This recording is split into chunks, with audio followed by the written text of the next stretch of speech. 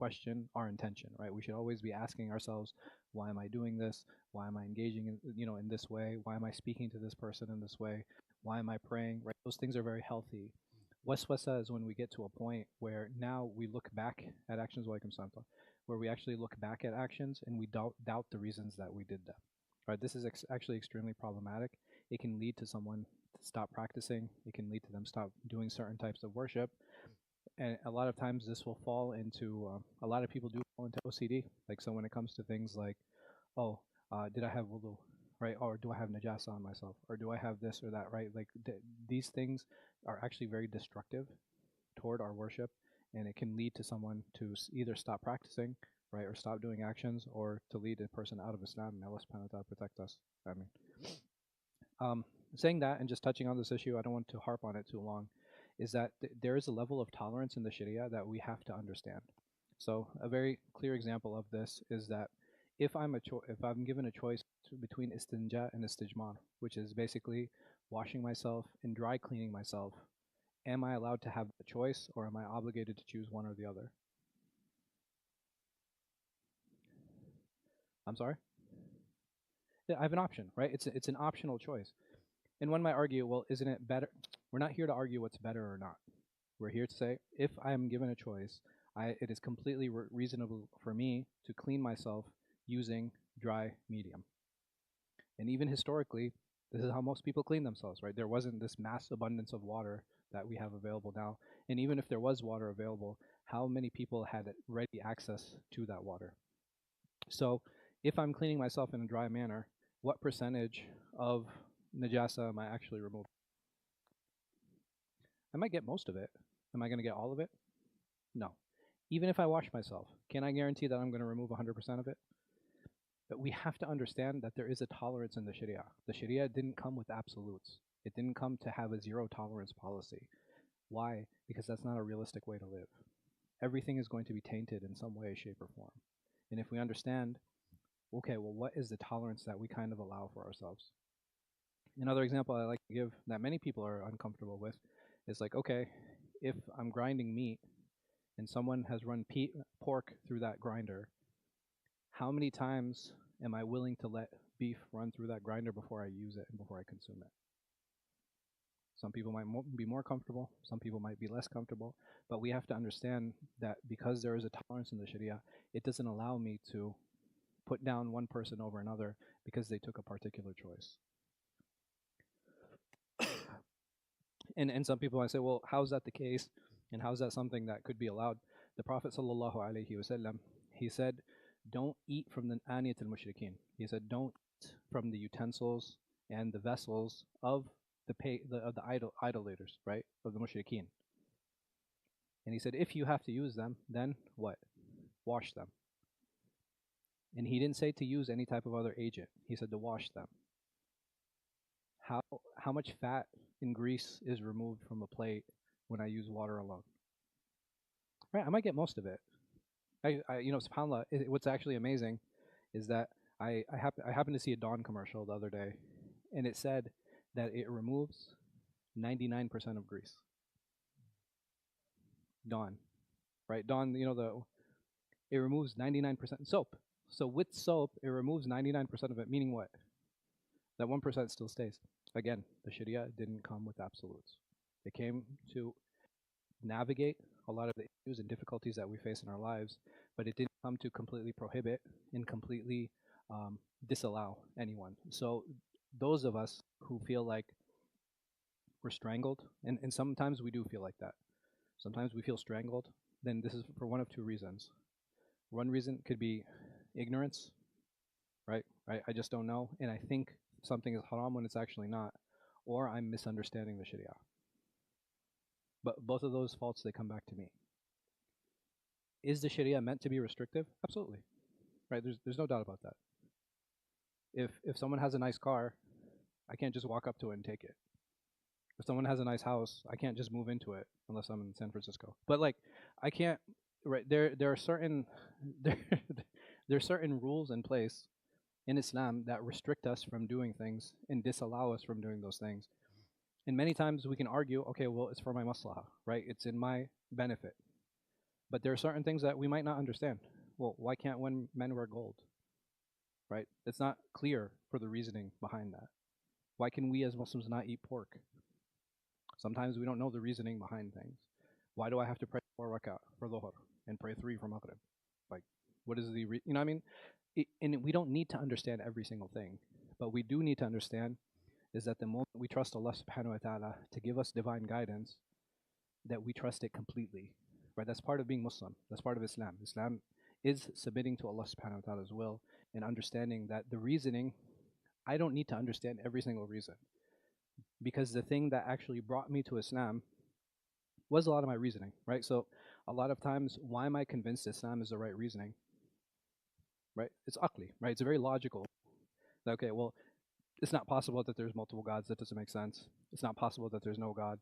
Okay, well, He's given us all of these means to survive in this world. There's clearly an order behind creation. There's clearly structure here, right? So there has to be intelligence behind that. Okay, if He's given us all these means, He's given us spiritual means. What is the spiritual mean? Okay, I look to the Quran. I'm like, this makes the most sense. This is, huh? Sorry, go ahead. hmm I mean, absolutely. So not just that. It's like when I'm arguing with someone who doesn't believe, or I'm trying to convince them about Islam. Am I going to convince them because, like the Prophet ﷺ, he said, the moment I say that, he's going to be like, "Who's that?" And I don't believe in prophets. But if we have a shared, like, what is a shared experience? Like, okay, well, what about the universe? What do you have to say about that?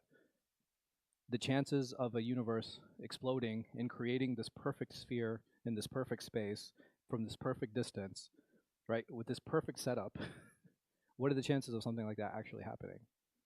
And even within that, Allah subhanahu wa ta'ala, He uses the sun, He uses the moon, He uses the sky. He's like, have you ever seen a canopy? Right? This is one of the descriptions that Allah Azza wa Jal uses. Have you ever seen a canopy that doesn't have any supports? Allah is describing His creation, right? Very much so. And this bringing a person to the logical point and understanding, no, Islam is the correct religion, Islam is right. Anything that happens after that point doesn't matter. Even when the mushrikeen went to Abu Bakr radiallahu anh, after the Isra wal Miraj, they're like, do you know what your friend is saying? You know what your friend is talking about? He's, he's like, did he say it? That's all he cared. He didn't even ask him, okay, well, okay, yeah, tell me, what did he say? He's like, did he say it? And they were like, oh, but what he said is wild, is crazy, like you don't understand. He's talking about like he made this journey, but he's like, did he say it? And they're like, yeah, he did. He's like, I believe in something greater than all of these things. I believe in this creator who can create and do anything. He can bend anything to his will as he wills because he is Allah subhanahu wa ta'ala. So anything that happens, why should I not believe in that?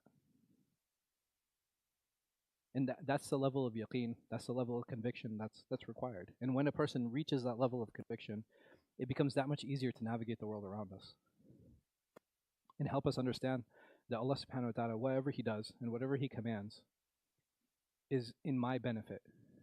It's so that I may improve, so that I can become a better Muslim, I can become a better father, I can become a better member of society. So he talks about there are levels of resistance against the shaitan. How do I fight the shaitan? Right? It's something that's constant. It's something that many times can be difficult. And the shaitan, he uses different tricks. He uses different methods to take advantage of us. So the first, he says that the first way of dealing with, or the first level, is engaging with the shaitan. So if I have any of these doubts, the shaitan says such and such, what do? I respond. Right? He says that this is level 1. Level 2 is refuting without directly engaging. So this is more a conversation of convincing myself than responding to the shaitan. The third, neither engage nor refute. I just keep going. I just keep working. And the last one, increase the resolve by spiting the shaitan. And what is an example of that? A'udhu billahi minash shaitanir rajim. Very simple example. That the way I engage with shaitan is by what? By seeking refuge in Allah subhanahu wa ta'ala. I don't even address the things that he's saying. And I don't even address the things that he's speaking about or talking about. We'll talk a little bit more about this, and I will talk about a few case studies or a few individuals that I've had to deal with, and how do we deal with waswasa, right? There are some people who have very light waswasa every once in a while. There are people who have very high levels of waswasa, right? And they need constant engagement, and they need constant ways to deal with it. But let's talk about here on how Imam Ghazali discusses on dealing this with on a personal level. تفضل.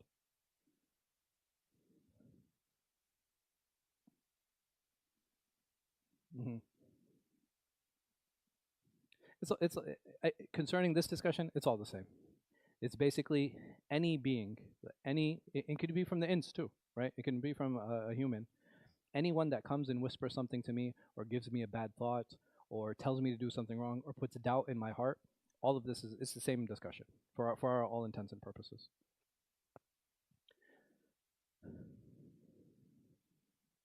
No, no, that's that's a different. So those are the methods of shaitan and how he attacks our heart. This is more of a discussion on how do we, like, once that thought comes, regardless of how it came, how do I deal? How do I respond to it? It's reported that Fudayl ibn Ghazwan, he was told, so and so mentions you, yani, meaning that there's this person who is talking about you. He replied, by Allah, I will anger him with his own affair. It was asked, and what is his affair? So he said that this person who's talking about me, I'm going to anger him with what he is doing. Yani, I'm going to anger him with his backbiting. It was asked, and what is his affair? Yani, what's wrong with him? What's his issue? He replied, shaitan is his affair, right? His problem is the shaitan. Oh Allah, forgive him. Yeah, he's asking for forgiveness about this person who's about him. Meaning, I will anger him by obeying Allah regarding him. He disobeyed Allah by backbiting. And Fudayl, he's saying that I will obey Allah by making dua for him. And here Imam Ghazali, he comments saying that whenever the shaitan knows about a servant's habit, he refrains from bothering them, fearing that increasing their good deeds will only benefit him. Meaning that the shaitan, he prompted this person to speak about Fudayl. And why did he do that? Because he wanted this person to sin. And now Fudayl, he's responding by making dua for him. And by him making dua, he's doing a good deed. And inherently, those good deeds, what does it do to the shaitan? It hurts him. It makes him upset.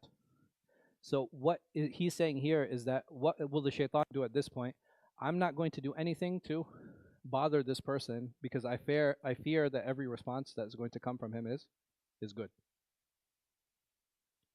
Ibrahim at-Taymi, he said that the shaitan invites the servant to a sinful act, but the servant refuses. Then the shaitan speaks well during that refusal, and when the servant sees that, he leaves it. So over here, he's what he does is that he tells him to do this sin. Hey, I want you to lie. So what does he do instead? He tells the truth. And what does the shaitan do then? What is he saying here?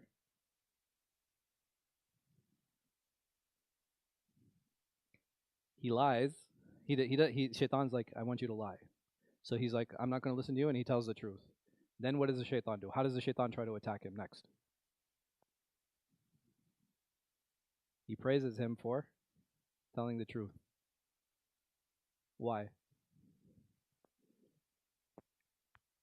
Excellent, right? He wants him to fall into riyah. He wants to fall into kibr, like pride. He wants to fall into arrogance. And then when the servant sees that, what does he do? He removes himself from the situation altogether because he recognized both traps. He also said, when the shaitan sees you hesitating, he hopes for you to stop. He hopes for you to yield. But when he sees you persist, he despairs. This is an encouragement for all of us to also be decisive. And I think this is something that's very, very important. And there are two ways that we can learn to be decisive. One, looking for milestones, looking for markers, looking for signs. If I want to get a job and I apply for a job, how long should I wait for them to answer? This is just one example. So if I apply for a job, what are things that might encourage me to continue waiting for the job opportunity? Right? If I get an acknowledgement, if I get a follow-up interview, maybe an email, maybe a check-in, right? These are all different ways. And if I keep seeing those signs, then what should I do? Should I wait, or should I start applying for other positions? I should continue waiting, especially if I want that job. Another method is timelines. So if I determine how important that job is for me, what I can do is like, depending on its importance, how long will the timeline get? So if the job is unimportant, how long will the timeline be? Shorter, right? Maybe like a week, maybe a few days. If this job is really important to me, how long am I willing to wait? Maybe like a month, maybe even 3 months, right? Depending on what the job is. And apply this to every single decision that we make in our lives. Tayyib, if I made a 1 month decision, in 1 month, in 1 day, I get the offer, should I take it? I've already taken a position somewhere else. I can rescind that and take the job that I had initially applied for. That's an option. Or I don't. What should I do? I don't. Why? Ahsanti. Excellent. It's because I need to be true to myself. Jazakallah khair. How are you doing?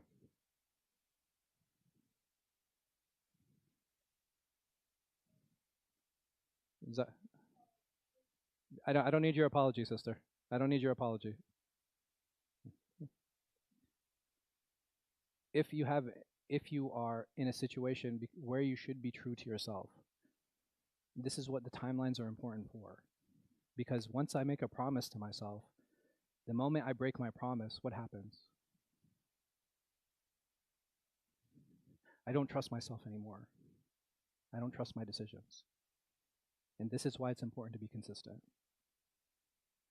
So I would say like these are two very important methods. You can do this with relationships. You can do this with job opportunities. You can do this when dealing with other people, right? Do I want to maintain this friendship? I have couples that come in all the time and they're like, okay, should I stay married? Should I not stay married? And I'm like, okay, well, listen, there's no right or wrong answer when it comes to staying married or not. But by me allowing things to continue a month, 3 months, 6 months, a year, what am I doing? I'm actually oppressing my spouse because I've left them in that middle stage. And the reality is, if I allow things to linger, this is a type of oppression because it causes anxiety in the other person. And that's not fair. Because if I give an answer of no, guess what? That person knows, right? There's clarity. Does that mean it's not going to be painful? Right? It might be painful. It might hurt. But pain is something that is important for us as Muslims, as people, to understand that there are some times where we need to embrace pain. Just like we need to embrace happiness, just like we need to embrace sadness, Allah subhanahu wa ta'ala has given us all of these different gauges. And those gauges, just like a car, right? In a car, how many gauges do I have? Just a speedometer and fuel? No. I have what? I have the battery gauge, right? I have a fuel gauge. I have the temperature gauge for my engine. I have the oil pressure gauge. And I need to keep an eye on all of these gauges when I drive my car. But if I focus only on one gauge, will that keep my car healthy? And it's the same thing with us as human beings.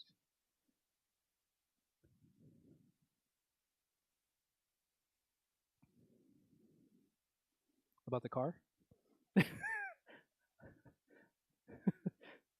Where's Ali? Yeah. hmm Yeah. So it's possible, right? But here, if I, is it possible that I act on my emotion and I have a good result? Yeah, absolutely. What if I consistently act on my emotions? No, will I get the same result every time? Right. I right. There's no consistency there. The other problem is like me acting on my emotions every single time. Yeah, I might get a 10%, 20% success rate, but is that a good success rate? Right. And it doesn't mean that there are not times where I will fail. Right. There will be times where I fail. There will be times where I have a shortcoming. So if I fail or if I have that shortcoming, it's fine. What do I need to do? I need to pivot at that point. and I need to readjust. That's what matters, right? That pivoting and that readjustment, because it helps me learn from that failure. We're all going to fail. We all have shortcomings, right? We all make mistakes. And the difference between somebody who's successful and somebody who's not is a successful person, what do? They learn from those mistakes.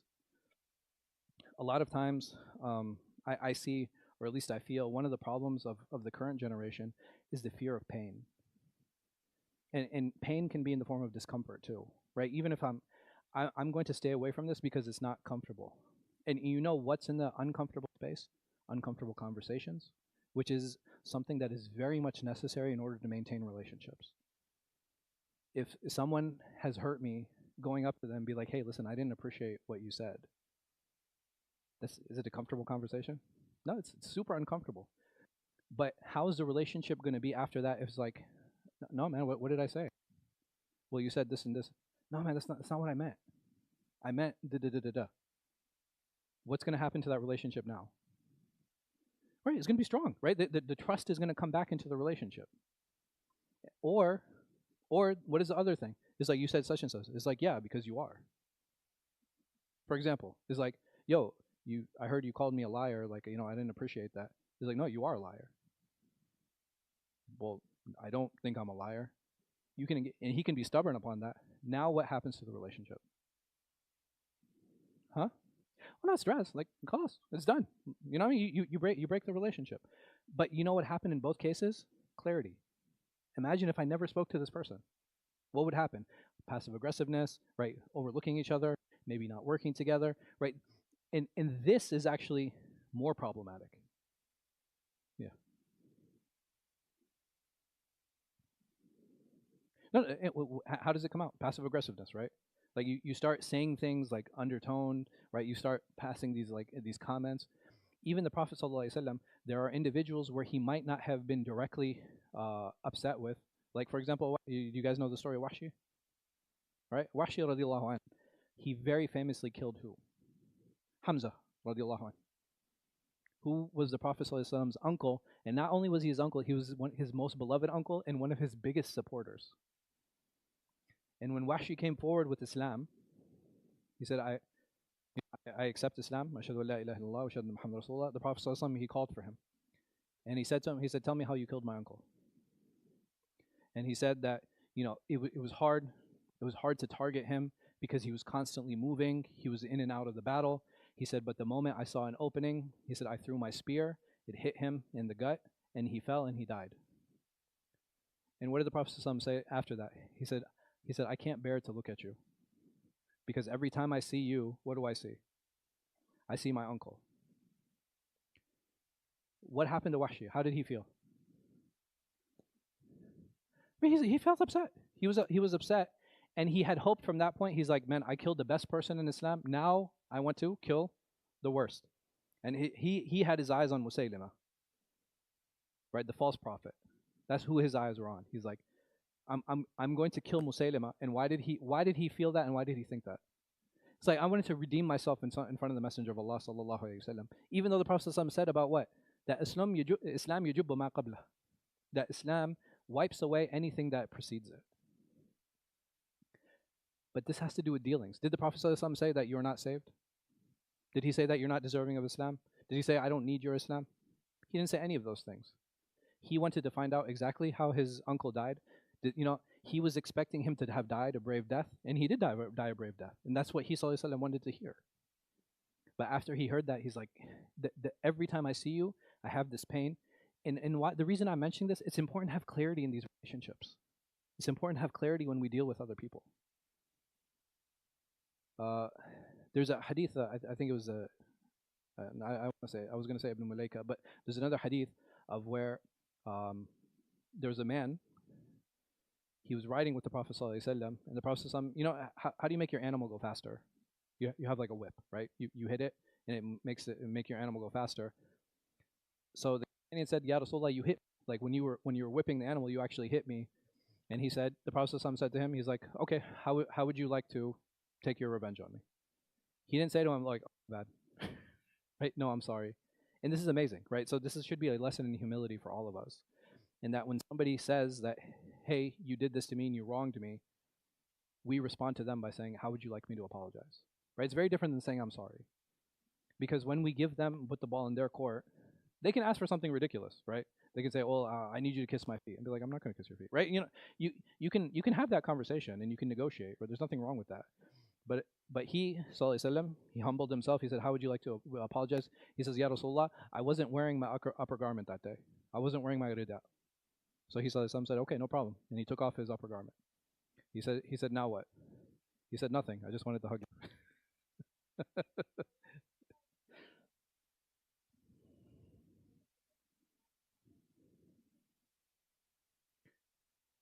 Yeah, they should, right? So the person who feels wrong, ideally, what should they do? They should go to you. But if I'm the one who's coming forward, what does that say about me?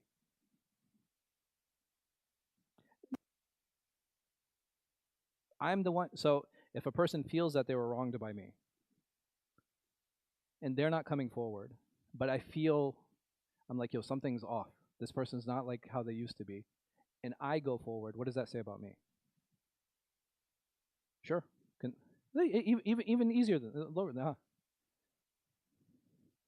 it shows humility, right?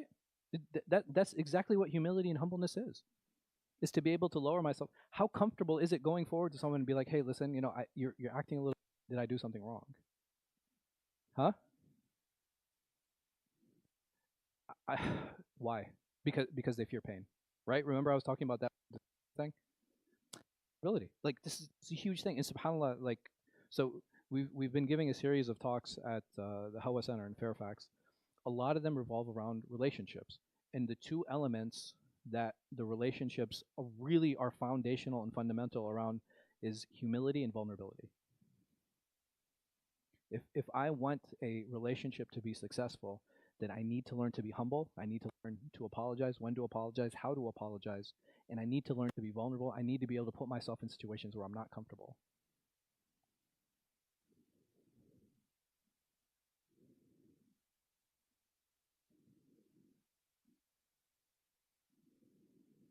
Sure, sure. Everybody's gauge is different, right? Hmm. Hmm. Sure. So if I'm not an empathetic person, for example, if I'm not an empathetic person and I cannot tell when somebody's upset with me or somebody's not upset with me, then what is my obligation? If I don't know, am I responsible? Right? And I don't have the feelers, right? Like my feelers, it's and my guard is not going off, like my radar is not going off. I can't really tell that there's something wrong. So what do? I just keep living my life. And now who's responsible? Because essentially, remember, the responsibility doesn't fall on who? It doesn't fall on me. It falls on the person who was wronged. And I think this is an important point.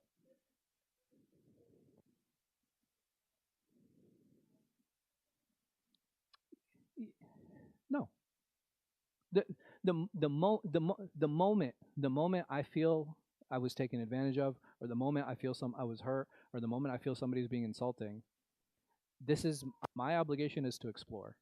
That's my obligation. It's like, hey, you said this. What did you mean by that? Exactly. In the moment, it's like, no, no, I meant, oh, I meant like you're a really cool guy, and I was like, oh, that's a weird way of saying that, right? It's like if someone says to me like, oh, you're stupid, it's like, nah, bro, like, well, I'm from Baltimore. This is how we talk, and this is like this.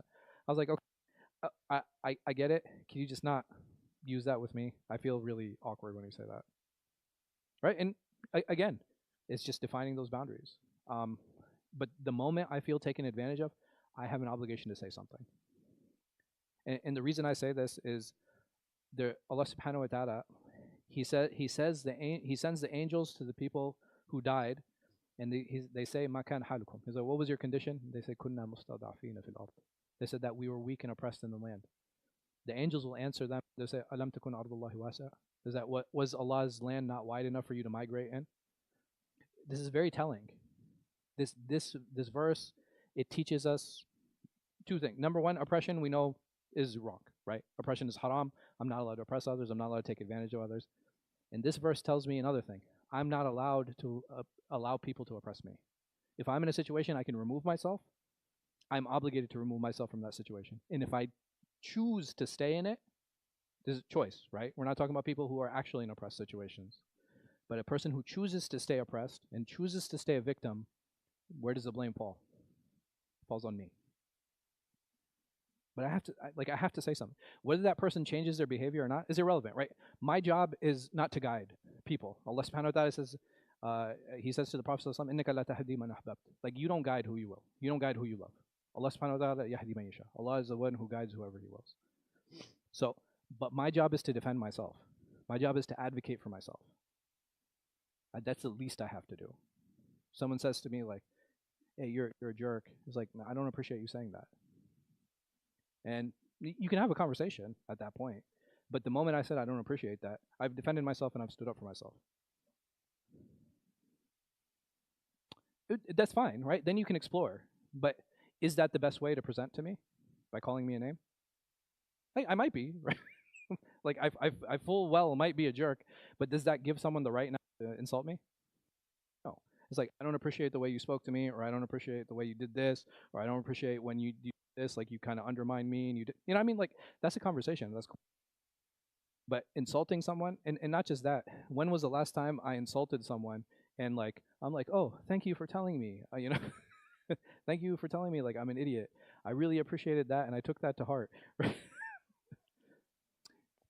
Some people do. Some people do. But even that is like, I don't appreciate you insulting me, but what did you mean by that? Right? Like, and it's cool. Like, I think it's great that we should take those opportunities to kind of retrospect and introspect and be like, man, you're really mean. It's like, well, why are you saying that? Or why do you feel that?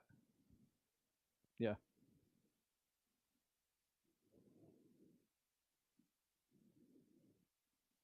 Yeah.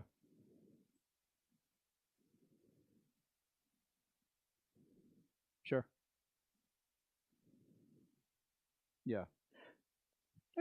Every time, like I said, every interaction, those boundaries need to be made clear. And sometimes there are different ways to do that. There are different ways to do that. Does is every interaction, like for example, if I'm dealing with a superior and and we're in a conference room and he's like you're such an idiot, you're incompetent, you're this and that, blah blah blah. Is it appropriate every time for me to stand up and be like, I don't appreciate you talking to me like that? All right. Sometimes you got to eat it, but what can you do? I mean, you can, but but but I mean, they might listen to you and taking away Osama, but the rest of us, you know. Right? So they, okay, wow, wow, they got dark real quick. So, but another way of doing or engaging with it is to be like setting up a meeting with him and be like, hey, listen, um, I would appreciate like more constructive criticism, like when you're talking to me about blah blah blah, because I'm not really sure what I did wrong, right? And you calling me out in front, you know what I mean? Like, and really that depends on the nature of the relationship. There are certain relationships, like for example, parents. Like there are some parents who are just like verbally abusive, and they will never change. So what do? Yeah, exactly. You just eat it, man. You like there's some things like Ibrahim has taught me very well. Like you just gotta eat it on the chin, man. Yeah, sure.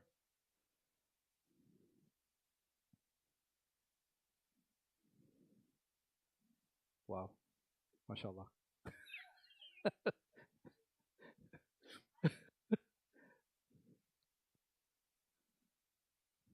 Sure.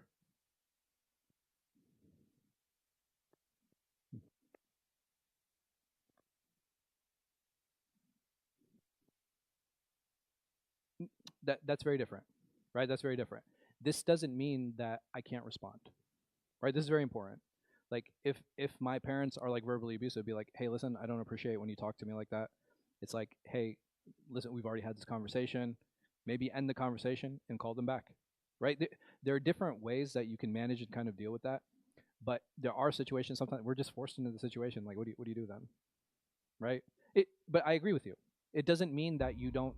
We again that honor that idea of self respect and honor that has to be preserved, and we have to stand up for ourselves. and it can be a teaching moment. Are they willing to be taught? That's a different conversation, right? But khair, Allah gives tawfiq. Inshallah, I'll see all of you next week.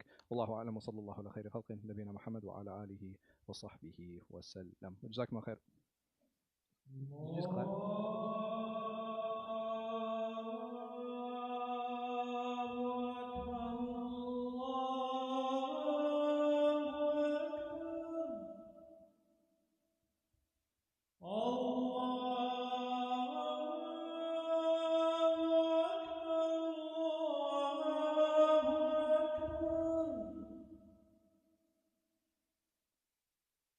أشهد أن لا